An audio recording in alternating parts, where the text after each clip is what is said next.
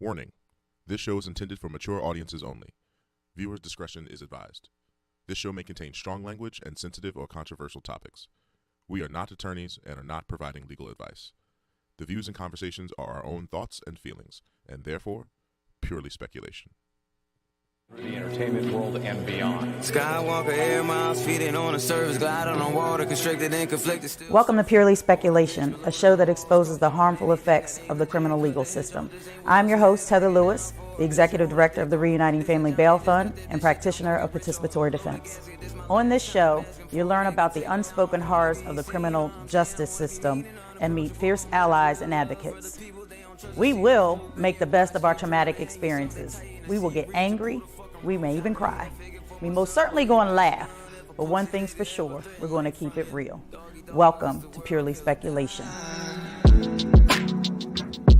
When they free my sins and let them loose, they was killing me, I got scars to prove, got me paralyzed, I could even barely move. Out the way I took the pain again.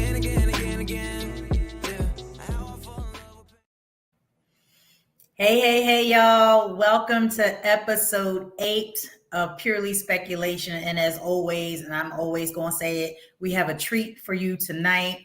I'm always about using this platform. I mean, I may be selfish and biased. I talk about things that excite me, but they're truly rooted in testimony and triumph and just overcoming. Our people are just amazing human beings. And so we're going to be talking about another From Trauma to Triumph story. And just to let you all know that June is Men's Mental Health Month. It's PTSD Awareness Month. And it's actually Black Music Month.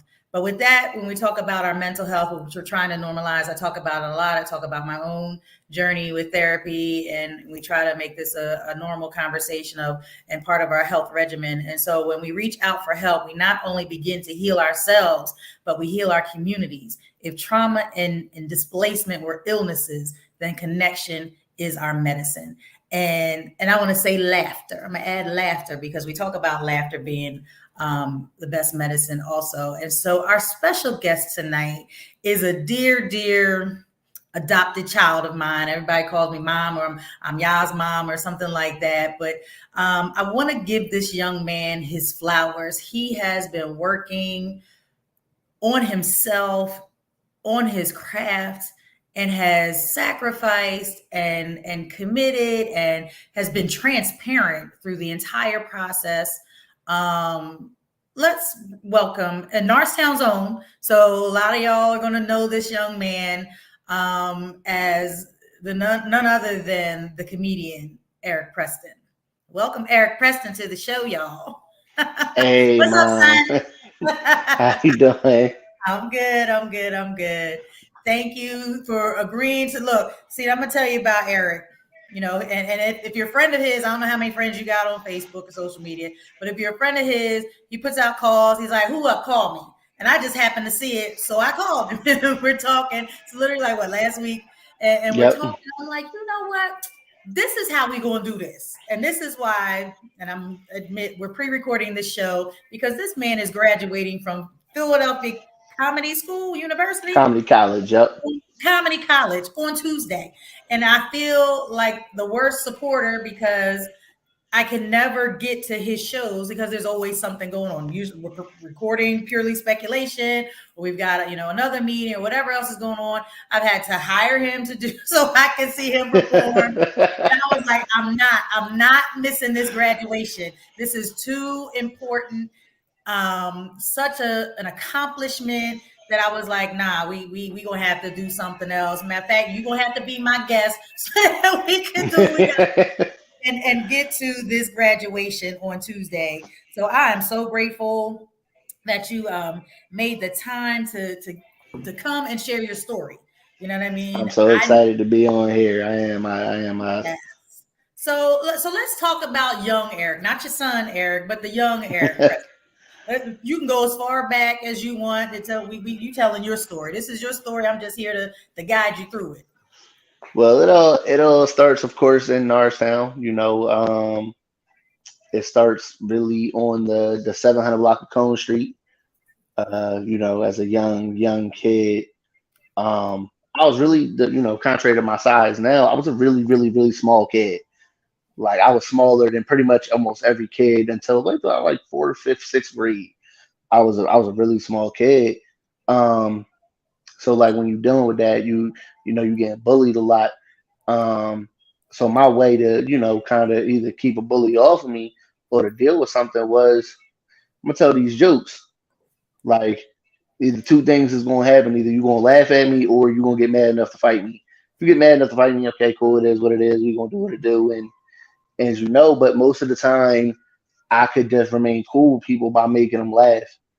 So I remember being a kid, I was always getting sent to the principal's office because I was just goofy and acting silly in class. But I had a knack for at this age. I can't do it anymore.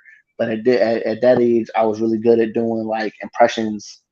I was doing good at like mimicking things. So like I'd be in class mimicking little things like Woody Woodpecker. I'd be doing Looney Tunes voices, and I would just be kind of just all over the place as a kid. And that's really kind of I think where comedy probably might have started for me. Because I just in I there, never I knew remember being in the that. principal's office, and I'm making the administrators laugh, and they're like, "Boy, we're not supposed to be laughing at you, but you are something else in here." I'm supposed to be beating your ass right now. Yeah, and I'm sitting there, I'm in trouble, but I'm like, I'm gonna get my little joke in at this time. So it really was, and it was a coping mechanism for me too, because I was, growing up, we was poor. We didn't have a whole lot. My mom's, I think, was like one of the first original cases. My mom was sick pretty much my whole life. Well, not pretty much. My mom was sick my whole life. She was one of the people who, in the '80s, she had my older brother, and she had a blood transfusion that ended up leaving my mother with hepatitis C, Oh, which they didn't know at the time. They didn't discover until and in the '90s after I was born. So at first it was kind of like everybody thought my mom had like AIDS or something like that because she was right. really sick, but it wasn't. It turned out to be the hepatitis she had from my older brother, and so my mom was sick during my early years, so my mom really couldn't work or couldn't do anything. So it was just like my dad was providing and making sure that we had a roof over our head and everything else. So being on top of being small and you being a kid that doesn't have a whole lot, um, you had to kind of find a way to make the best out of the situations. Right. So that's really just kind of Roaches what I was your did. friend. You wasn't playing with roaches, were you? Nah, nah, nah. I was fortunate. I ain't had those problems. I didn't. We didn't have them roach things. But everything else we had. So I mean, yeah, that's So yeah. I didn't know this about the impressions part. I didn't know that. So tell me, like, so you said like Woody Woodpecker, like you can't do any impression. Like, is there somebody that you could do today? I don't think there is. I'm To be honest with you now. Like I think that talent transferred. It went from doing impressions and stuff like that to being able to memorize things really quickly. So Okay. I think as I got a little bit older, comedy has always been like a really big part of my life. So I'm sure you can understand this as a kid. You probably were listening to Richard Pryor albums and Red Fox albums when you weren't supposed to as a kid. Right. You were like, Right. listening on the record player, to the speakers. I was kind of the same way when I was 5, 6, 7 years old. I was watching old Def Jam videos. I was watching I was listening to cats like Martin Lawrence and Eddie Griffin and Chris Rock Mm-hmm. and along with Richard Pryor and guys like that. So my focus shifted from doing impressions of them to I could learn and memorize their bits really quickly. So like there's a bit by Eddie Griffin where Eddie Griffin was talking about I was in high school, I was on the football team, and this is where I learned I shouldn't play football. Everybody wanted to be the quarterback. And the nigga on my team, their quarterback's name was like Bo or something like that. He was like, Bo was a big old 6'4" nigga. He's like, I'm playing high school football. This nigga Bo threw the ball, ran down the field ahead of the ball he threw, caught the ball, scored his own fucking touchdown. I knew I wasn't meant for football. So like, but I learned that bit at a very young age. Like I learned another Eddie Griffin bit when he was talking about like the Rodney King beating, and I was still too young to know about it. But he was like, I'm doing 400 miles an hour in a Volkswagen, screaming, "Fuck the police, fuck you and your badge carrying your motherfucker, whoop my ass, give me my cash." So like it went from focusing on voices and impressions to I learned their bits and I could tell their bits in a Right. way that was still funny. Like you probably shouldn't hear it coming from an 8, 9 year old, Right. but like I could clean up a Chris Rock bit and be at a family event and telling it, and they'd be like, "That sounds just like Chris Rock." So that's kind of where the ability shifted. Right. No, that's awesome. And I know we're gonna be laughing through this entire joke. I just knew we just gonna be cutting up. So it's all good. We just gonna rock out. So so now you're what, high school? When does little Eric come along? Little Eric, my son is born a year after I graduated high school. Yeah, exactly a year after I graduated high school, my son was born. Okay. So in that time, I mean, I'm still funny during high school. I'm still telling jokes. I'm doing what I can. Did you And perform again, in the it's talent shows or anything? what happened? Did you perform in any of the talent shows or do anything like that? No, to be honest, like it wasn't my folk. I think I kind of drifted away. Like I was still telling jokes. But like I didn't know it was more like just random shit talk at the lunch table and stuff like that. Like I was always kind of a performer because like I used to do like little school plays and stuff like that, and I Right. was Yeah, I naturally remember you gifted. being an actor. I was naturally gifted at those kind of things, and this is the weird thing about me. I was so kind of like naturally gifted at almost anything I did. Like I could do it and I could pick it up like that. So like entertaining people was always this kind of the most fun that I had.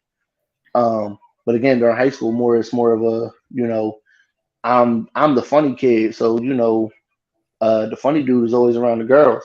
So I'm telling jokes to make the girls laugh and do stuff like that. So I'm not really even fully knowing at this point that like comedy is where I'm going to be some Right. some years later in the future.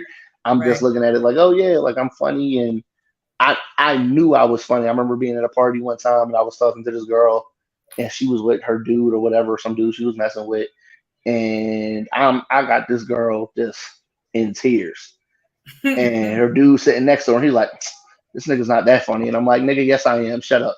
Like, You gonna yes be I start am. cracking on you?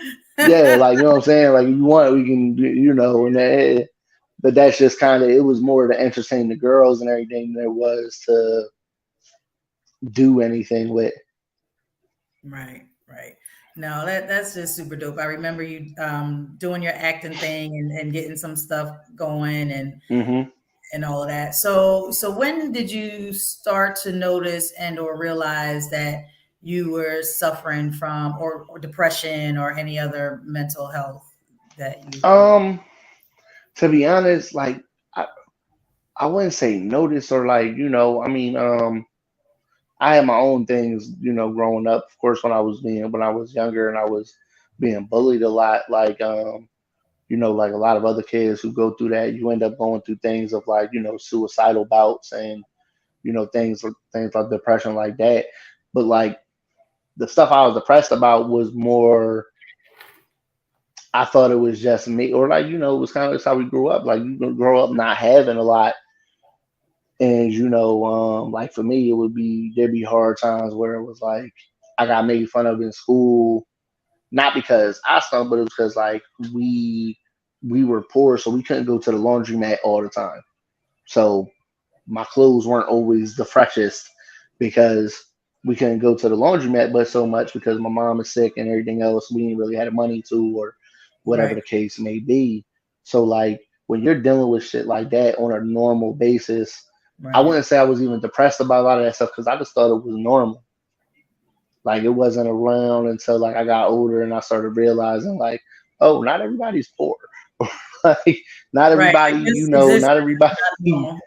Yeah, like a lot of people, and it was people around me, you know, that had money. They had washing machines in their home. Like I didn't know everybody had washing machines in their home and Right. stuff like that. I just thought the way me and my mom did things was the normal way.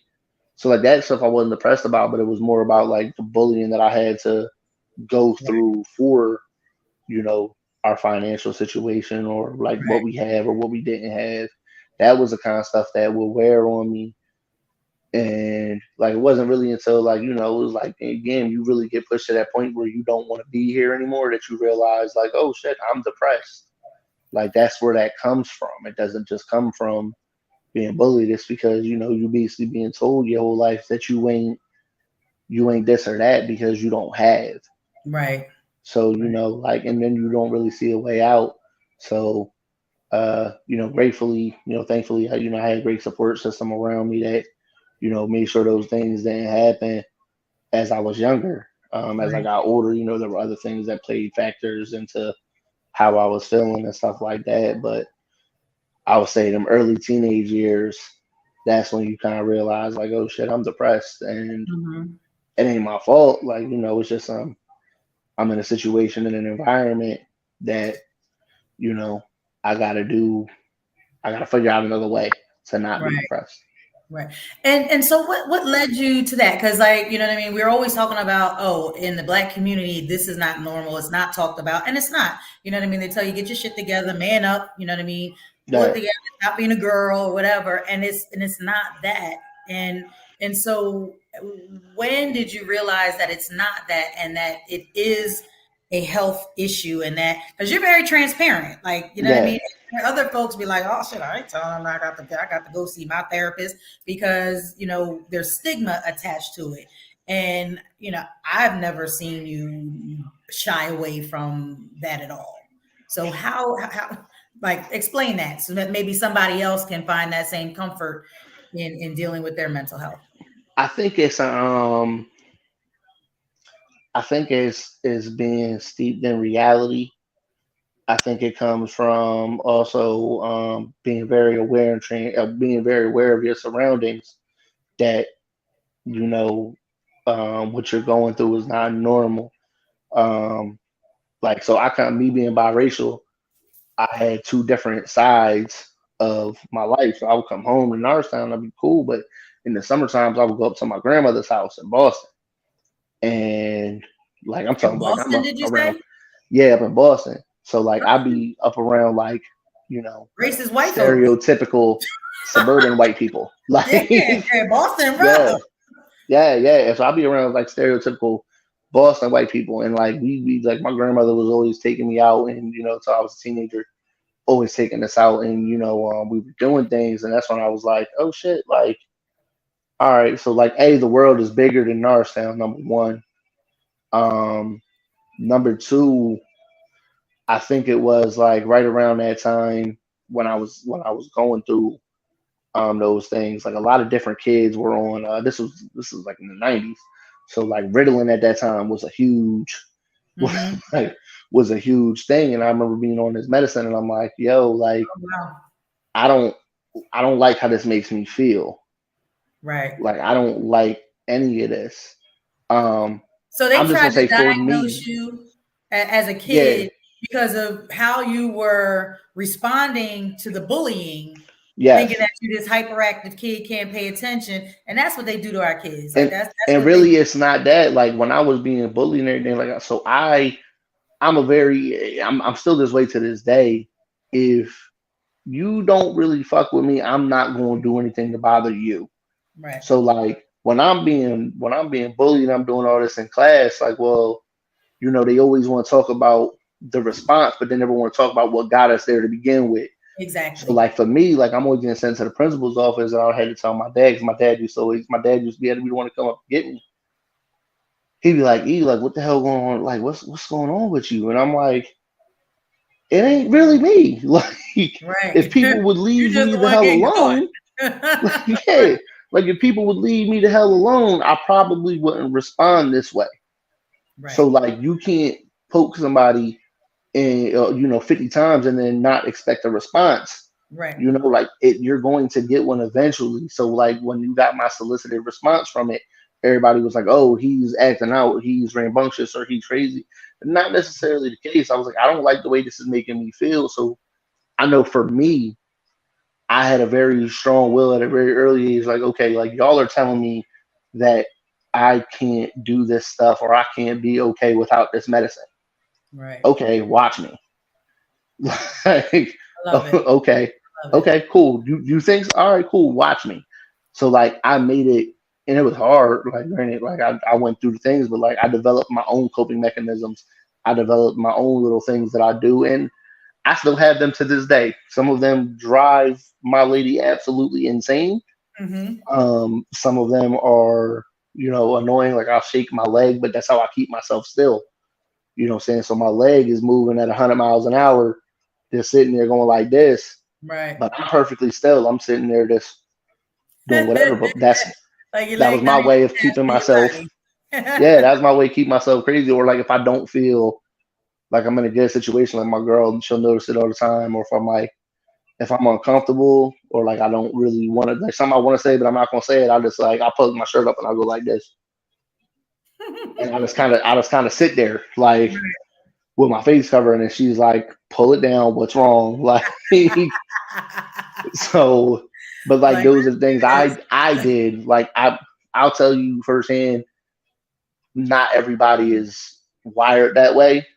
Not everybody has that type of framework, but I do feel, I'm not knocking some medications. There are some medications that are very good for your mental health, Right. that may give you what you need, but your mind is a muscle. Like it's a muscle just like anything else. So like at the end of the day, you have control of that. Right. Like you have absolute control of that. So I always choke things down to what do you believe about yourself? Because I remember being told all these things that I was or that I wasn't. And I'm like, no, I'm not that. I'm not this. I'm not that. So I'm going Right. to make it my point to show you that it's not this. Like the doctor told my mom, like, hey, I don't know if he's going to graduate high school the way he's going right now. I don't know if he's going to, have a functioning life the way he's acting. Like he might be in jail. He might be this, that, and the third. And I was like, oh, I remember being a kid hearing all of this and going, oh, okay. Like, that's fine. I'll show whoever does not believe that.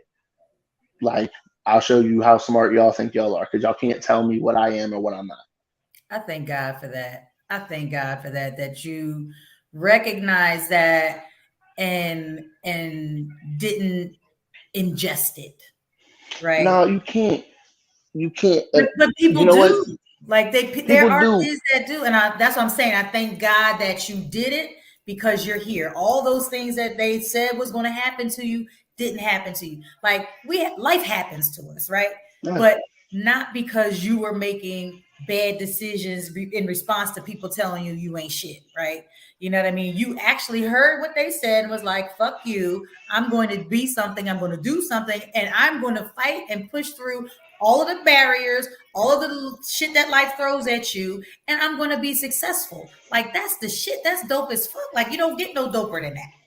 I think that's where being a kind of like a natural, that they'll label it as ODD. I say it's being a contrarian. Like I'm not going to believe what y'all told me at face value. So because I'm not going to believe what you tell me at face value, I'm opposition to divine. Okay, that's fine. But Right. like I think that trait came in that at its best work in that moment. Oh, you think I'm going to be all this? All right, well, I'll be oppositionally defiant and show you that I will not be what you said I will be. Exactly. I'm digging it. And so you did take a very strategic stance with alcohol, because that was, could have been was a coping mechanism. It was. And that a lot of us have. That's one of mine. Yeah. And so tell me about your journey with alcohol.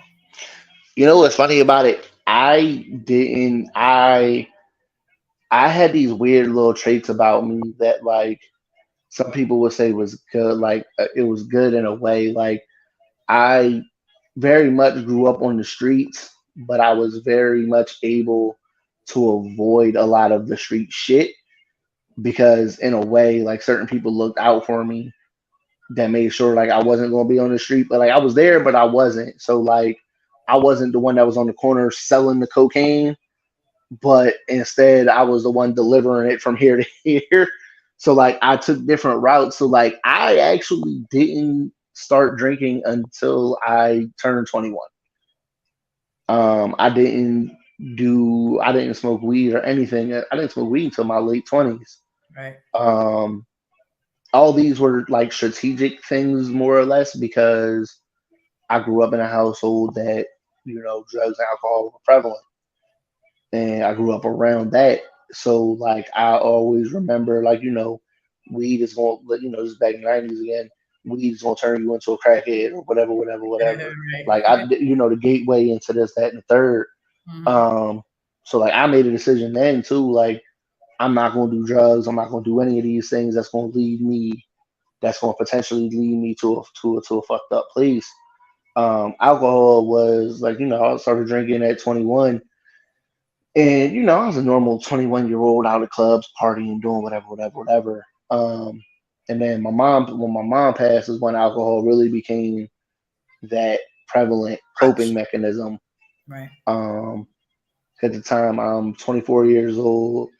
3 weeks after my mom passed, the young lady I was engaged with at the time was like, "Hey, I can't deal with this. I'm out." I really didn't have anybody around me at that time. So it was like, my mom's gone. I'm not really easy to deal with in that moment because who the fuck is? Right. I'm not really easy to deal with. I believe, I think y'all was still in college. So like nobody was really around to kind of keep me in check. And I kind of think I fell under a lot of people's radar, and part of it was by choice, and part of it was by my own actions. But I didn't have anything else, so like I have to, in order to not kill myself, I had to be as numb as I possibly could be, and to be as numb as I possibly could be was with alcohol. So like in a weird way, like I was killing myself in one way, but it was to keep me from actually killing myself. And that went on probably for about 3.5, 4 years. And I remember one of my best friend's girlfriend. I don't really think anybody really noticed until like I kind of stopped caring. It was like, all right, well, fuck it, I'm just gonna show everybody how much I'm drinking, whatever. Right. But like nobody had noticed until she did, and she was like, "Hey, are you okay?" And I'm like, "Yeah, sure." And she's like, "No, you have a problem." Right. And yeah, What did she really notice? Was it drinking every day or just drinking a whole bottle of Henny? Like what did it look like? it was me drinking all every day, and just kind of like the person that didn't cease to exist, but the person I normally am wasn't there. It was very hidden by everything that was going on. And it was just like, I just seemed like I always just had a drink. Like one time, like I had a Sprite bottle, and like my nephew went to go grab it because he thought it was Sprite, and I was like, no. Ho. And like I opened it and I took a swig, and she was like, I can smell the fucking alcohol in that. And she's like, "Are you okay? Like you have a problem?" And I'm like, "Nah, I'm good." You got clear liquor in a Sprite bottle, dude. Yeah, I got liquor in this, like a little bit of Sprite mixed with some liquor. So, yeah, that's where it was kind of like, oh, yeah, I do have a problem. I knew I had a problem, but like I said, nobody was really around. Like I was just trying to keep my head above water. So what made you? So she pulled your coat. Was that enough for you to take a look at yourself and make a change? Nah. Or Nah. like, damn girl, we need to do something else. I gradually kind of like slowed myself down. Just because it was like, all right, there are things I want to accomplish and that I've wanted to accomplish, but I can't do it if I keep doing this. Right. So like, like at a certain point, it just was like, okay, well, like, who am I? And I had to really, the only way I could do that to figure out who I was to kind of wean myself off of liquor and off of alcohol. That was more or less what it was than anything. It was just kind of like, it's been a couple of years now. And this is where I kind of started to realize, like, the world's going to move on no matter what. The world's going to move on no matter what. Also, we're not all created equal. So, like, I kind of hate when I hear things like, Kanye ain't been the same since his mom died. Right. And I'm like, I don't want to hear that, because at a certain point, somebody sat me down and said, all right, Eric, it's been this long since your mom died. I understand you was hurt, but like, the world's going to keep moving the fuck on. And it's not so much that like you have to get over it, but you need to keep moving forward too. So like, when I hear things like that, like, bro, like, at what point is it not okay anymore to continue to be this way? So like, even when I was young and I told somebody, oh yeah, I'm just young and dumb. I was 20, 21. And he was like, oh, okay, well, at what age is the cutoff for you to no longer be young and dumb? Right. Like, tell me what age that is that ends. That you graduate. Yeah. Like, so tell me what age it is so we can come back at 22, 23. Eric, you're no longer young and dumb. What's your excuse now? Right. And so like, that's what it was for me. I had to figure out, okay, well, this is no longer an excuse for me to do this. I have to make some changes. Right. That's dope. And so in the beginning, we talked about trauma. And so like, you didn't necessarily use the word trauma, but that's what all of that was. Being bullied is trauma. Being accused of your wrong responses is trauma. Being medicated because you're responding to people bullying you is trauma. Like, there's all these things. Your mom passing, your mom being sick and undiagnosed, for so long. That's trauma. You know what I mean? Your father not being in the house, being raised by a single mom, trauma. Being poor is not necessarily traumatic, but when other people see that you're poor, or the symptoms of being poor can cause trauma. So there's all of these things that we don't recognize as trauma, and we just think about it as, oh, this is everyday life, this is this is that, and we don't realize the toll that it's taking on our bodies, especially in the Black community.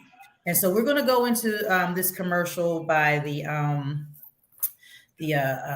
mental health, what's it called? Mental Health America. And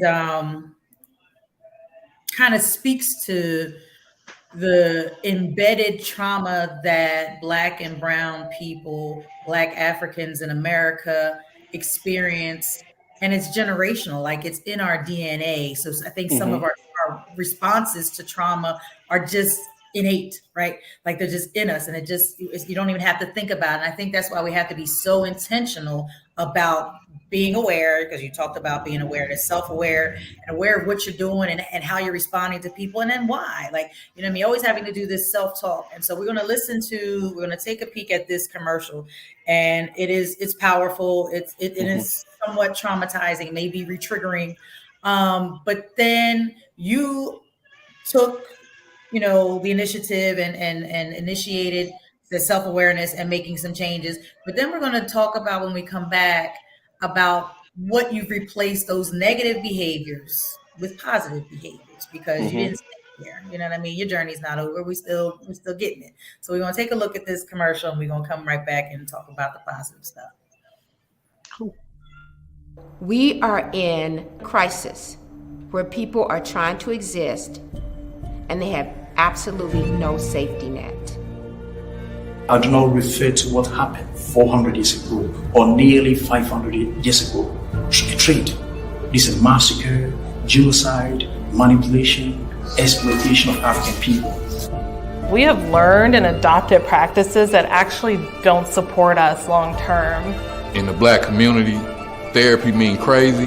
If somebody tells you every day you ain't crap, and that is all you hear, it doesn't really matter how much you try and keep yourself up.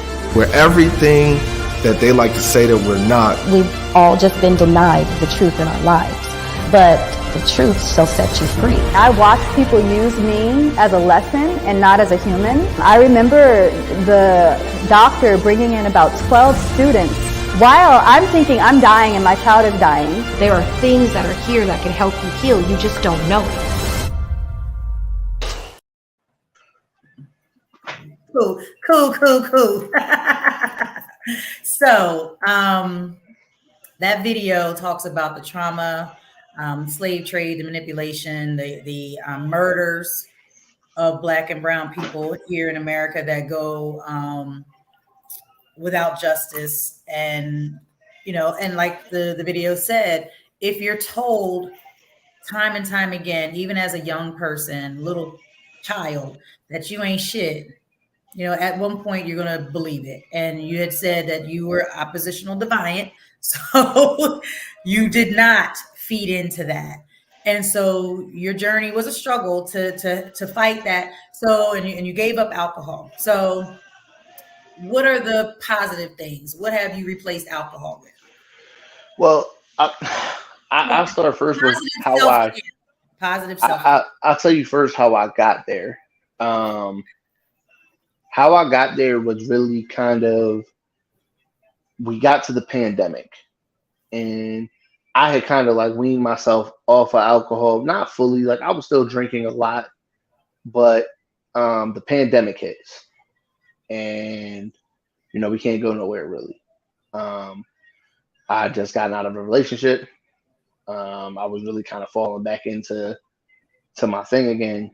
And I was at my friend's house because really the only place we could go and everything is closed at the time. So I went to my friend's house. We're drinking, we're playing cards. And I'm laughing my ass off with my friends. Like I got them in tears, stomachs hurting, doing whatever. And then I stood up really quickly. I was drunk. I stood up really quickly. And I don't know what it was, but the lights went off for a second. And I just collapsed. My head hit the wall, had a big ass nugget on my head. All this happens in maybe a matter of 5 seconds. But like I get up and I'm like, what the fuck just happened? Right. I'm lost at this point. Like I just know my head hurting. I just kind of fell out of nowhere. And my friends are now like, we went from laughing to being concerned. Right. And they're like, Eric, what the hell was that? Like, are you okay? And I'm like, my head hurt right now, but I'm cool. Like, I'm all right. So that night I went home and, again, we in the pandemic. So we spent a lot of time alone. And I'm like, what the hell? Like, I don't know what that was, but I don't want it to happen again. Right. So like at that point, it was like, all right, I'm done drinking. I'm done drinking because I just don't know what the hell that was. But we're gonna kill it first by stopping drinking. Right. And then, as the pandemic is starting to progress, I don't have my son for like 4 months, which is the longest time I've ever had to be without seeing my son. Went from seeing my son every weekend to, the only way we see each other now is on Zoom calls and stuff like that. So like you spend a lot of time reflecting and like kind of figuring out again. This is getting back to like figuring out like who I am. And I remember like in that moment really just kind of spending a lot of time getting close with God again, and reading my Bible and learning how to pray more. Like that's one of the things that I learned to fill that up with was with my Bible and prayer and stuff like that. But it was I had to learn who I am and what my gift is, because I always knew, even in my downest moments, even when I was homeless and I didn't have nowhere to be, I knew that I was more. I just didn't know what it was yet.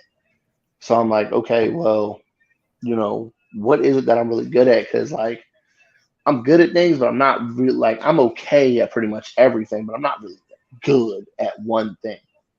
And the only thing I could come back was like, yo, you make people laugh. Like this is, I do that effortlessly with no thought. Is what I do. Now how do we kind of take these steps to get to that, or like what does that look like?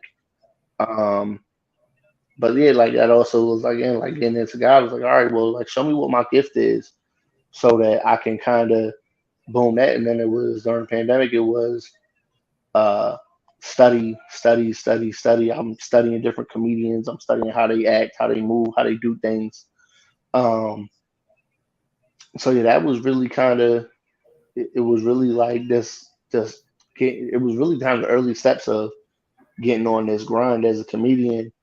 It was I filled it with learning what it takes to get to where I want to. Right. And you know what? People, will say what they want to say about the pandemic, and it did a lot of things, right? We lost a lot of people. We lost millions of people. It introduced us to remote working and Zoom calls, and you know what I mean? There's a lot of good stuff that came out of this pandemic that we realized that we can do as a people, as individuals. And you hit the nail on the head. You either reflecting and trying to do better, or people got worse. You know what I mean? In that situation. You know what I mean? Some people will blame the pandemic or the actual virus for somebody's death when it was actually their response to the lockdown and the pandemic and being left with themselves or their family, whoever's in their household, right? And having to come to the realization of this is my life and can't handle it, right? So there was definitely a lot of reflection for folks to really take a look at themselves, because all they had was time, right? That's all we had was time to start to figure out and what are we going to do and things like that. So I'm again truly grateful that you got ODD and you was not just giving to, you know what I mean, to and that's a good thing. That's like making this shit work for you, right? Like it's like, you know what I mean? That's a gift, or maybe that's your superpower. Maybe that's your defense. You know what I mean? Is this ODD that keeps you from being susceptible to some of the bullshit? You're like, nah, I ain't doing that. You know what I mean? There's certain personalities that just don't feed into that kind of stuff. And you know what I mean? That alcohol makes you susceptible to it. The depression makes you susceptible to it. So those are the things that you still have to combat. So so now we're here talking about, we've talked about comedy. We've touched on it a little bit. And so tell me exactly what this comedy thing is, what you've done, and why we're here pre-recording this show. All right. So comedy, again, it was something I always wanted to do. Life is a bitch. So it never really gave me the opportunities to kind of do what I wanted to do. Like I said, I learned all the steps of how to get to where I am now, and progressing. It didn't really start to take hold again. So probably about, as the pandemic is starting to wind down a little bit. Actually, while we're in the pandemic, while we're doing Zoom calls and stuff like that, I was doing a podcast, a sports podcast with a friend of mine I went to high school with, and there was this guy who he graduated from Norristown High the year I was a freshman, graduated 04 or 05, I think. He was a senior when I was a freshman in high school, so I remembered him very clearly. I know he's a stand-up comedian now, doing very good things. But he was in the Zoom call with us. We gonna name drop? Yeah, his name is Clint Coley. He's from Norristown? Yeah, he's from Philly, but he graduated high school at Norristown High School. Went there for 1 year. So we know a lot of the same people. And I really just kind of on a limb reached out and I was like, yo, Clint, like on the Zoom call, I was like, yo, Clint, like, would you mind if I reached out to you and asked you a couple questions about comedy? Like I've been really thinking about, getting into it, whatever. But like I want to kind of know what's that what's it look like and what's it take? And Clint was like, absolutely, like, you know what I'm saying, message me on Facebook, whatever. I messaged him, he gave me his number, and we just kind of talked about things, like, hey, like, how does this work really? Like, again, what are these steps that I should take, or how should I go about this? Like, how do you go about writing jokes, whatever. Mm-hmm. And he was more than gracious enough to give me, a lot of pretty much all the answers I was looking for and stuff. Right. That led you to make what decision? Yeah, he didn't have to do it all. So, pandemic's winding down. It's 2021 at this point. And I do my very first open mic up in Royersford. It was in a comedy dome at the point. This dude had, during the pandemic, adjusted like everybody else did.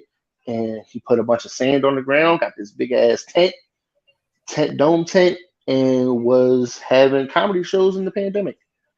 And he also gave comedians who were up and coming, open micers, a chance to go do open mic comedy and stuff. So I went up to his. I think I'm pretty positive the first time I went, it was with my lady Jocelyn, and Yane was with me as well. My very first time going to comedy, and I remember I went, I did it. I was nervous as hell. Mm-hmm. I did like 3.5 minutes, and I even said on stage, "Listen, I ain't gonna lie to y'all, I forgot the rest of my jokes, so y'all have a good night."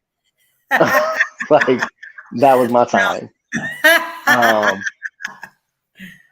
And I'm so excited. At the time, I go and I do it. They videotaped it for me and everything, and they emailed me the videotape of it, and I sent it to Clint immediately. I was like, "Yo, look, like, you know what I'm saying? It's my first open mic. You know what I'm saying? Like, what do you think? Yada yada yada." And he proceeds to rip me to shreds. In this time, he goes. He said, "I'm gonna tell you everything. First, I'm gonna tell you everything you did wrong. And not so much wrong, but these are things that young comedians do. Right. I'm gonna tell you why I did them." So he was like, "You were doing this." He was like, "But that's because of nerves. That would, that's gonna go away with time. You didn't do this, or you didn't do this. These are just little. It was just little things to kind of get me into the swing of it." So. This is where everything kind of gets interesting. I did that, and I instantly kind of became like addicted. But at the time, like, I was working, my work schedule didn't allow me to do as much as I had wanted to. So I do my very first open mic, and about a week later, Ida comes. Right. Hurricane Ida comes. Yes. Hurricane Ida comes. Yeah. And for everybody who doesn't know, I was already homeless twice after my mom died. I became homeless for a third time a week after doing my very first open mic. Mm-hmm. Feeling about as high as I felt probably in 5, 6, 7 years at the time. Feeling about as high, and then in one night I lost everything I owned. Mm-hmm. After literally rebuilding my life, right, to have some stuff. Like, I had a small 1-bedroom apartment that my dad ended up moving into with me. But I had a small 1-bedroom apartment that I made work, and it was mine. And it was filled with shit that I had bought and that I had worked for and that I had grinded my ass off to get. Right. And it was all gone. The water came and took it. A week after doing where I was. So now I'm in a position where I'm working, I'm trying to rebuild, I'm doing everything. And I remember messaging Clint, and I was like, "Hey, he's gonna kill me for this if he ever sees this." Oh, he gonna see it because we gonna tag him. He's gonna kill me. He's gonna kill me. But no, I remember I was texting him and I was like, man, like, I really love comedy. Like, I really fucking love it. But, like, I don't know if I can do it because I have to work and I have to take care of my son. I have to take care of my dad. Like, life is really kind of in the fucking way. Like, I just lost everything. And Clint, he was like, yo, can I call you? He calls me. And he's getting ready to do a show, actually. He even tells me, he's like, I'm on the phone, like, dude, I'm butt ass naked talking to you right now. Like, I just got out of the shower. I'm getting dressed to go do a bit in an hour. He's like, but I called you because it was pretty much like, he was like, dog, like, you either gonna do it or you not. Right. Like, you know, like you say you lost everything. So what the fuck you got to lose? He's like, and you're not even at a point where you gotta be funny. Like he's like, I have to be funny. I get paid all the time for this shit. Like, he's like, you don't have that pressure. So, like, keep fucking going. Like, if you're gonna stop now, like, what the fuck you even get started for? Right. And I was like, okay. So jump right back on the horse. I said, you know what? Like, again, I have to clearly figure out what I need to do. And in that time, you know, when you talk about manifesting, or you talk about not just manifesting, but praying on things and talking to God, I was putting things out there. I said, look, this is exactly what I need to do. I said, I need to get a more dependable car. I need to get a better job that allows me to be off at nights so that I can go and do this comedy. I just need the time. This is what I need to do. And I started instantly putting that work in to doing everything. It took a while.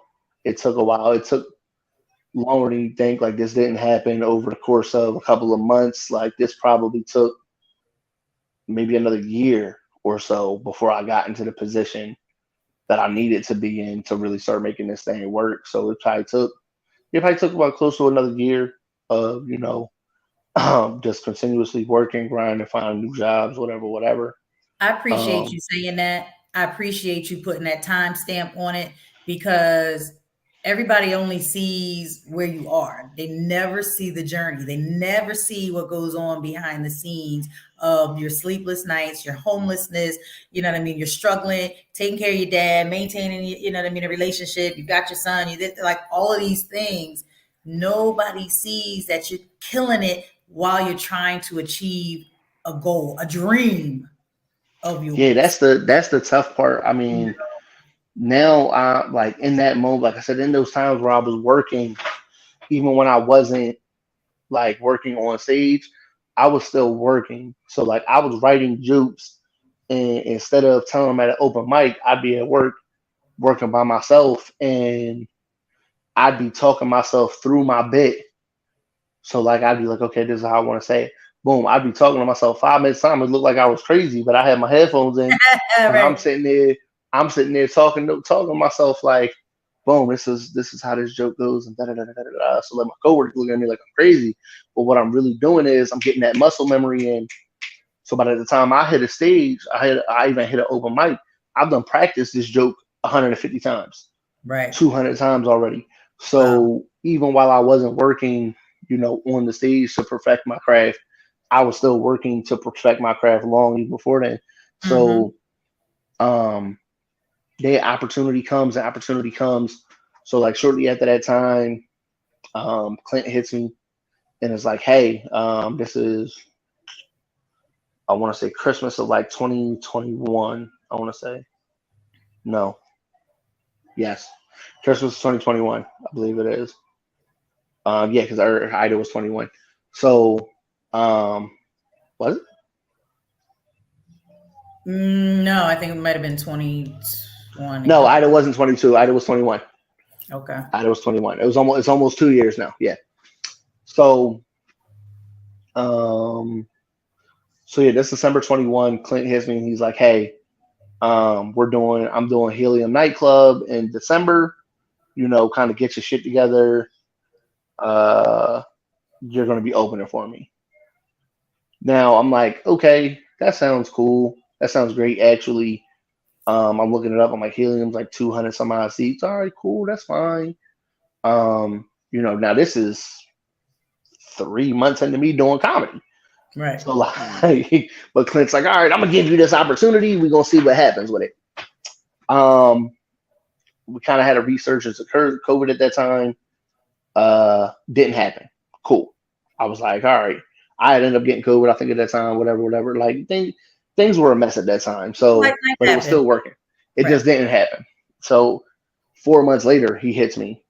Actually, I think even a little bit before that, you had, this was the first time in 2022 when we did the Reunite Bell Fund, the Valentine's Day dinner. Love bonds. I did some jokes that night, and not really fully knowing what I had at that point. I was just like, all right, I know I got a little bit of stuff that I can work with and I can do. So it's like, all right, I'll go into that. And then Clint's like, hey, listen, April, you're opening for me on my tour. And I'm like, okay, cool. Like at this point, I'm getting pretty good. I'm like, okay, I'm okay at best at this time. Like I know I'm funny, but like it's a lot of work to be done. Clint's like, hey, you're open for me, but this time we're not doing Helium. I'm like, oh, okay, we're gonna do another comedy club in the city. He's like, no, like we're doing a TLA in Philly. Now, for those who don't know, the TLA is the Theater for the Living Arts. This show that I ended up doing with Clint, this is like my first like quote unquote real like book show for a real crowd, and we do 500 people that night. Wow. So I am a mess. I am a fucking mess up until like literally up until right before I go on stage. But again, I got my girl with me. I got, Ya's there again. Ya's there pregnant as hell. Right. I go out there and I do a great job. You know what I'm saying? Really? Then at that point, it's like, hey, at this point, I'm still really working nights. I'm not even like fully enveloped yet into doing comedy. And this is where, like, again, I continue to manifest and I continue to say, like, listen, I'm doing this right now. I'm operating at this level. This is all based off of natural talent right now. Right. The muscle. I said, let me get to a point where I'm working at this and I'm applying pressure to this. It's going to be different. And sure enough, a couple months later, I'm unhappy. Finally got a new job, was able to do so. Now we're another 9 months removed from that. Now everything that I said was going to happen happened. Mm-hmm. Everything that I put in motion has happened the way I said it was going to happen. Yeah. In the way that's my head. That everything happened the way I said it was. Manifest. There's a quote from, I listen to it all the time. It's a quote from Nipsey Hussle. And Nipsey says, let's be clear, I spoke some things into the universe and they appeared. I'll say it's worth it. I won't say it's fair. Find your purpose or you're wasting air. Mm-hmm. And like, I really, like, I live by that. And like, I fully believe in that because everything that I said was going to happen, happened. Yes. But it's because of that, I had to take that time to, A, figure out who I was, and then B, put the plan in motion to accomplish and to become who I was. Like, I hear Steve Harvey says it all the time. He's a great person that I look up to in comedy, not just in comedy, but in life. Like Steve Harvey says, like, find what your gift is, what the talent that God gave you that you can do with the least amount of effort. That's your gift. Find it and walk in it. Right. And that's what I had to do. I had to figure out like who I wasn't and who I was. And I had to walk in that. And, like now that we walking into it, I'm accomplishing a lot. I've accomplished a lot already in this amount of time this year. I mean, I've been in Jersey, Delaware, PA, DC. I've been doing work kind of up and down the East Coast right now, branching into more and more places. I just got done doing. Clint had a residency at Punchline. By his grace, I did his shows with him, and I had a great time doing them. Learned as much from him. I said the last 2.5 months I've been in Philadelphia Comedy College with legendary comedians, Keith from up the block, and of course Philadelphia, the legend he is, Ray Gordon, have been my comedy teachers. So just even in the last 6 months, like, man, I'll tell you, from what you saw last in February to what you see on, today, Tuesday, but it'll be today by the time everybody sees this. From what you see then, it's almost night and day. Right. So like it's that's why I couldn't miss it. It's progressed that much, and it's progressed because I put the work in for it to get there. Now I've had great people around me. Like I said, I've had a great mentor in Clint who has invested in me, and has just been, whatever I need. If I need him to answer a question for me, he answers it for me. He's just given me opportunity after opportunity, and I feel like I've done nothing but do great in those opportunities. Showing up. Yep. Showing up, and I've showed up and showed out. So also, you got to have those people around you who believe in what you're doing, and believe in what you can be. Because I could have just been homeless. I could have just been right. Just I could have been another person that's out here on the street, or I could have been just another person that's existing. So right. And we talk about manifestation. I'm gonna mess in my hair because I get all crazy. Manifesting, like, so when we talk about manifestation, it's not like we're conjuring something like in the moment, right? You are manifesting. Manifestation is when you put it out there to the universe, but you also have to actively work towards it. Yes, like the Bible says, faith without work is dead. Exactly. So like, people are going to invest in you, and you're not investing in yourself.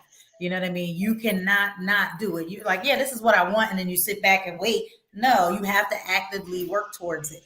And so with all of that, you know what I mean? So we have a segment, and I'm going to thank everybody. Thank you for coming on. I got to do the plugs. Please watch and like and follow, subscribe. We're going to get all these comedians now, all the budding comedians that want to know how it's done. Eric Preston going to show you how it's done. It's not easy. It's work. This is work. Everything that we do requires you to put some effort and sacrifice into it. But we have a segment in the show called What the Fuck? And so as you've gone on this journey and you've experienced and you've been on stages, like you said, up and down the East Coast, is there something that makes you scratch your head? And what the fuck can be like, oh shit, what the fuck, hey girl? Or like, what the fuck? Like, why? You know what I mean? It could be a range of emotions, right? So I don't want to tell you what emotion you can invoke with your what the fuck moment, but tell us a what the fuck moment on your journey. My what the fuck moment, I was doing a comedy show with somebody, with a few people, and there was a showcase, and one comedian had came on. Pretty good. Came on, and he had done a little bit too much drinking that night. He came on, he did his thing, whatever. Me, the headliner, are in the front lobby. We're talking. He's giving me some comedic game because I'm still young in this, and very much young in this game. I'm a baby, really. And this comedian comes up to the headliner and goes, "Hey man, like, I just thought you was kind of famous because you did podcasts. Like, I didn't know you was a good comedian." And in my mind, I'm like, shut the fuck up. Just shut up. Shut up. And then he's like, yeah, man. He's like, I'm going to tell you what, man. You impressed me tonight. And I'm sitting there like, what the fuck? You just told the headliner / nigga who put you on the fucking show that he impressed you. What the fuck are you doing? Shut up. Shut up. Yo, I'm just like, yo, shut the fuck up. He doesn't stop. Like, he doubles and triples down on this point. He just goes, hey man, in 2-3 years, you ain't gonna be. I don't care. You comedy for 16 years. It's the That's headline. nothing, man. In 2-3 years, you ain't gonna be able to fuck with me. I'm gonna be doing this, that, and third. You ain't gonna be shit compared to me in 2-3 years. And I'm just at this point, I'm like, this is everything that you do not do. Right. This is everything you do not do as a comedian. Right. That's why I make it a very point when I'm at shows. I don't really drink now anyway. I'm at a point where I can have a drink or two and I'm okay. Right. But I don't get drunk. I don't really do anything. But I may have a drink. I don't get high before shows. I have a certain level of professionalism that I follow at all times. Right. But that I already knew that this is something that you don't do, but I learned from that comedian, don't fucking do. Right. This is what happens when you do it. My goodness. Right. And I'm like, you were in the building with like some comedy legends right now. All it takes is for that word to get back to that comedy legend, and your comedy career has now gotten 1,000 times harder than it had to be. Right. Because all they had to say is, this dude's a fucking asshole, don't book him here. Right. Yeah. And guess what? Because you are a baby in the game and you don't really have a fucking name, they're going to take their advice for it. Because you're not getting paid for this show, they are. Right. So, yeah. So that's what the fuck, and that's what, but that, you know what I mean? That's also life lesson for whatever industry you're in, whatever time, like, cause you don't know who you be talking to sometimes. Like, you just need to, you know what I mean, curb your speech and be mindful of who you're talking to, professionalism, like you said, being intentional about how you do things. And so that, you know, we're about an hour, so we can keep talking because I'm ready to start laughing again, and that'll be a whole nother. We're not going to do that. But I do really, really appreciate you coming on. We're going to tag Clint. We're going to make sure that this thing blows up, and we're going to be at the comedy show on Tuesday. We're going to get some clips of that. We're going to make sure that our community, our family, your family, that, you know what I mean, we're going to help you on that journey. We're going to keep lifting that affirmation up and that manifestation and that goal that you put out there into the universe. We're going to add to it. We're going to amplify that. And to all that are followers and subscribers of Purely Speculation, we appreciate you, love you. Check out our episode 7 Court Watchers edition if you haven't. We definitely had some amazing outcomes on that show, so just stay connected, stay tuned. You never know who we're going to have on, you know what I mean? You know, I just know Eric and his journey and giving people their flowers when they're here, when they can appreciate them. And that was the purpose of having you on. I just wanted to tell you how proud I am of you and the journey. Keep up the good work. Keep doing what you're doing. Keep telling your story. You know what I mean? Keep living your life. You know, whatever life throws at you, I know you're going to hit it out the park with everything that you got. And I just wanted to be able to put that on a platform that other young people, budding comedians, and people that are struggling with depression or, you know, just lost their loved one or what have you, that they can overcome it, and that your testimony will be an uplift and a blessing to somebody else. So I appreciate you, kid. Love you. I'm going to see you on Tuesday. You're going to kill it. You're going to crush it. Like I do, I'll say this real quick before I leave. Say thank you. I appreciate it. Number one, I'm going to leave with a quote that that's another one of these quotes that I always kind of live by Black Thought. And he said, you know, from the cards I was dealt, you know, I turned my scars into a sense of regard for myself. So I encourage everybody to do that. You got these scars for a reason. You can either be sad about it or you can learn from it. Right. Every scar that I had, whether it's on my face from fighting, whether it's on my hands from fighting, or whether it's from just the ass whooping that life gave me for a little bit, turn them into a sense of regard for yourself, because they were all part of the journey. And everything that I've learned in this journey so far is that everything I went through, from being homeless, from being, you know, alcoholic, losing my mom, doing everything, it wasn't punishment. it was preparation. There you go. For me to accomplish what I'm accomplishing now. Mm-hmm. Everything I went through prepared me to get to this level and to continue. To be honest, I still haven't done shit yet. I'm very small in this comedy game, but I'm working to get better every single day. But I had to be out. God couldn't have gave me this at 21. I'd have fucked it up. Right. So he gave it to me at 33. And I now that I'm mature and I'm learning everything and I'm prepared for it, I know what to do with it. So it's not punishment, it's preparation. There you go. I love it. And that's a perfect way to end the show. I'm going to see you Tuesday. Good night, folks. Peace out. Thank you. Thank you for tuning in to this episode of Purely Speculation. If you learned something, share something. Please like, follow, and share this show. The more our communities know, the more they are empowered, and the faster we can create change. Purely Speculation would not be made possible without the generous support of the Community Justice Exchange, the Health Sparks Frank E. Boston Black Justice Fund, Philadelphia Foundation, and Reform Alliance. Thank you.